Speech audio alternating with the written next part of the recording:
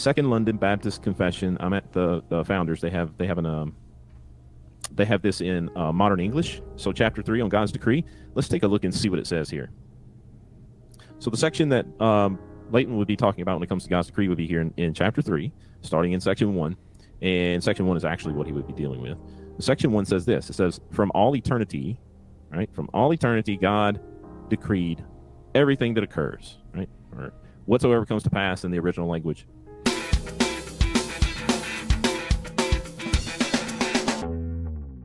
That is the very first thing you read from the statement earlier, is that God decreed everything that comes to pass, which includes the very nature we're born in. Right? Unless you're going to look at it just strictly from the perspective that God is the creator of the universe and that he has a plan. I mean, I thought that was just basic Christianity.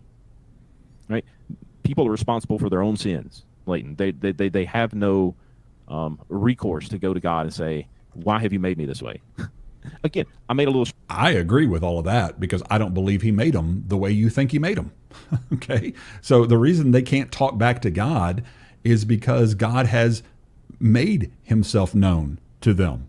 He has revealed himself. They have no excuse, as Romans 1:20 says.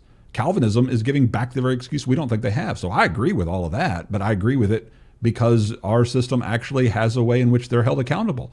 And if they're being judicially blinded in their rebellion, that's much different than them being unilaterally blinded from birth for reasons beyond their control, which is the difference between how we interpret Romans 9, because I believe that's a judicial hardening of Israel who has grown blinded in their rebellion, not a unilateral condition of all people from birth that God decided before the foundation of the world for everybody to be born in.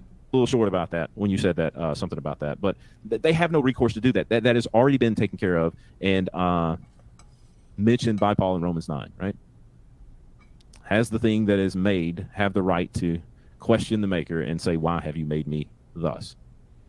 In other words, it's a rhetorical question that demands an answer of no. The thing made doesn't have that right. Neither does any of the creatures. There is no excuse.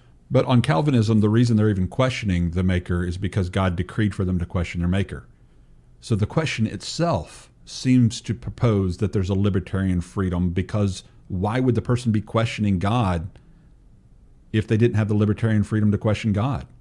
And so for him to say, you don't have any right to question me, the maker, is to say, like he does in Jeremiah 18, that if I want to take an already hardened, ignoble lump of clay that's become calloused and rebellious due to his own libertarianly free choices, mind you, and mold and shape him into somebody who cries out, crucify, mold and shape him into somebody who refuses to let the Israelites go like he did with Pharaoh. If I want to take an already rebellious lump of clay and shape and mold it for an ignoble purpose, then who are you to talk back to me, the sovereign, the God, the creator of the world?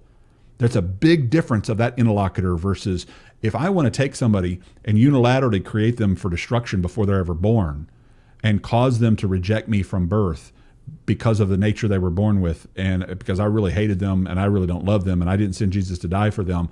And if I want to shape you and make you into a reprobate, that is an objectionable doctrine too.